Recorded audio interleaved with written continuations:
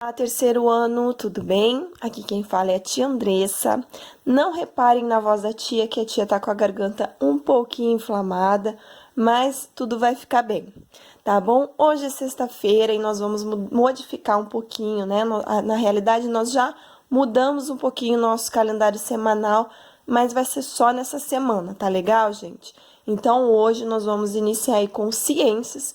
Vamos iniciar na unidade 7 falando sobre o solo. Então, lá na página 2 de ciências, vocês podem observar diferentes tipos de solo. Nós temos 4 imagens de solo, né? De solos diferentes. Quais diferenças nós podemos observar? Olhem bem.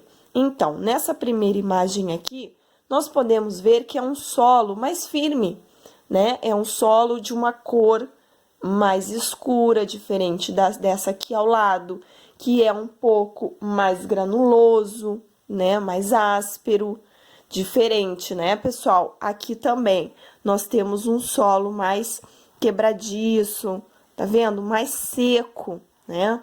Aqui no quarto a gente pode ver até uma cor mais escura, né? Provavelmente um solo com mais umidade, né? E por isso que fica um pouco mais escuro. Então, pessoal, virando a página, nós vamos falar aqui na página 4 sobre o solo, do que é feito o solo. Então, o solo, pessoal, compõe a primeira camada da superfície da Terra, que é chamada de crosta terrestre, tá?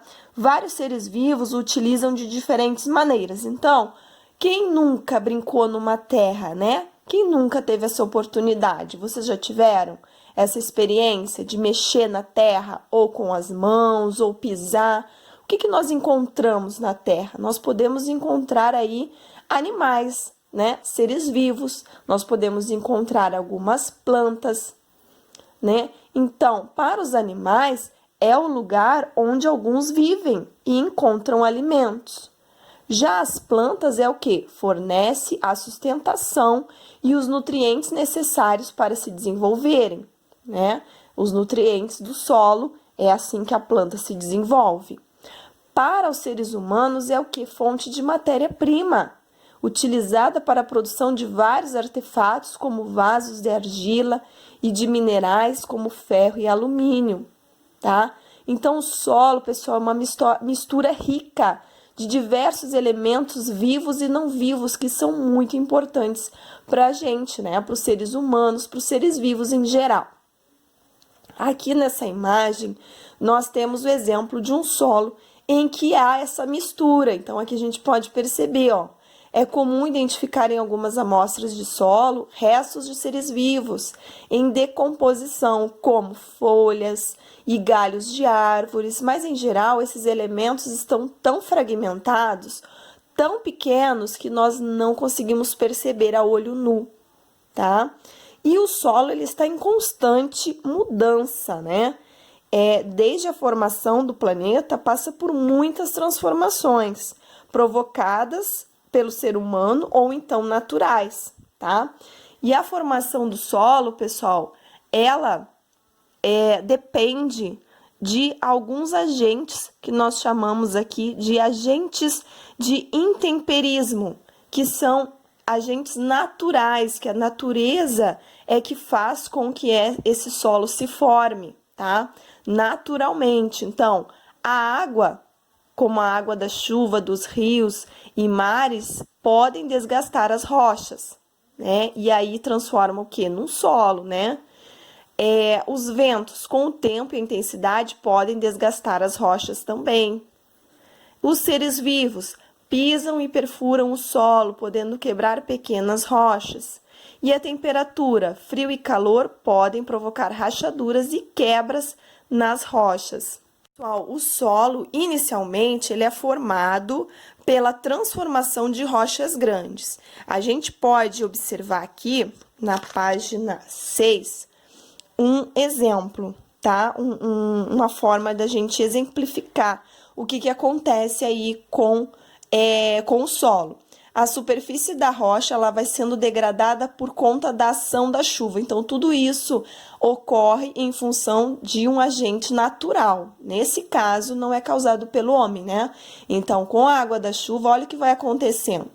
Vai formando, então, a primeira camada de solo sobre a rocha e já começa a surgir matéria orgânica, que libera nutrientes ao se decompor e, por isso, auxilia no surgimento de plantas, micro-organismos e pequenos animais, como as minhocas. Ó, então aqui vocês estão vendo que o solo continua sendo transformado pela ação de seres vivos e sustenta uma vegetação cada vez maior, tá? Então é isso que acontece, ó. É a degradação das rochas e é assim que se forma o solo, tá? Vamos lá, no jogo rápido nós temos aí, com relação à formação do solo, associa os agentes de intemperismo, primeira coluna, que são esses aqui, com as suas respectivas ações sobre as rochas, que é a segunda coluna. Vamos lá. Fazem as rochas racharem, quebrando-as em pedaços menores. É o que? É a água da chuva, e de leitos de rios e vento, é o frio e calor, ou são seres vivos? E aí, qual que você vai colocar? Então, pessoal, o jogo rápido da página 6, vocês irão realizar, vão ler com calma, tá bom? E agora, vão dar uma pausa no vídeo, tá? E a tia já vai fazer a correção. Então, se você ainda não fez essa página, você vai pausar o vídeo, vai ler e vai tentar responder, tá legal? Então, vamos lá. Para quem já fez, vamos à correção. Então, nós vamos correlacionar aqui, ó, a formação do solo. Associar os agentes de intemperismo, que são esses aqui, com as suas respectivas ações. Então, vamos lá. Fazem as rochas racharem, quebrando-as em pedaços menores. São o quê, pessoal? Água da chuva e de leitos de rios e vento? O frio e calor ou seres vivos? Então, para quem colocou número 2, frio e calor, a tia não pode escrever aqui, pessoal, porque esse aqui é um livro de aluno emprestado, tá? Eu não posso escrever, mas vocês podem colocar aí o número 2, ou então conferir, tá? Quem colocou aqui o número 2, frio e calor, ok, certinho. Pisam, perfuram e quebram as rochas. Então, são os seres vivos. Colocou lá o 3 em romano, colocou o 3 aqui, certinho. O que causam desgastes de tanto baterem nas rochas, que se dividem em pedaços menores, é o quê? É a água da chuva e de leitos de rios e vento, número 1. Então, fica assim, 2, 3 e 1, ok? Pessoal, na página 7, a tia não vai ter condições de ler, né? Porque senão o vídeo vai ficar bem longo. Então, vocês irão fazer essa leiturinha aqui, como o solo se formou. E nós vamos para o perfil do solo, tá? E aqui nós vamos analisar o perfil do solo. O pedaço partido de solo em que você pode verificar as camadas é chamado perfil do solo. A cada camada é denominado o quê? Um horizonte. A quantidade de camadas e o tamanho de cada uma dependem do tipo de solo e de há quanto tempo ele se originou. Então, aqui nós temos um exemplo, um esqueminha, onde está separado por camadas, tá? Formado por restos de plantas e animais, essa parte superior aqui, essa parte verde superior, tá? Aqui é a parte de baixo que contém restos de plantas e de animais misturados a outras partes do solo. Essa parte aqui é a camada que recebeu materiais das camadas de cima, que foram carregadas pela água. Já essa camada aqui é a camada mais próxima da rocha, tá? Que é a camada em que a rocha está inteira. Então, é aqui a parte onde ela tá com uma estrutura mais forte, né? Aqui para cima, conforme ela vai sendo, pegando, absorvendo a água da chuva, ela vai modificando a sua estrutura, tá? Já na página 9, pessoal, nós temos a composição e as características do solo. Então, pessoal, lá na página 9, o solo é composto basicamente de minerais obtidos pela desintegração. O que é isso? Desintegração é uma transformação de alguma coisa em outra menor, né? Ela, conforme ela vai se quebrando, ela vai se desintegrando, tá? Então, das rochas, de água, de ar, de matéria orgânica e de restos de plantas e de animais em decomposição.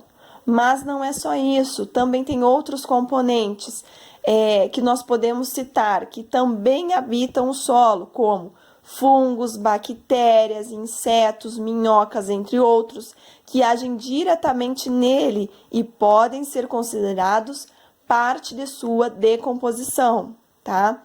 Então, aqui, as rochas podem ser quebradas em pedaços menores pela ação daqueles agentes que nós vimos lá na página 5, os agentes de intemperismo, tá? Que é a água, a chuva, o vento.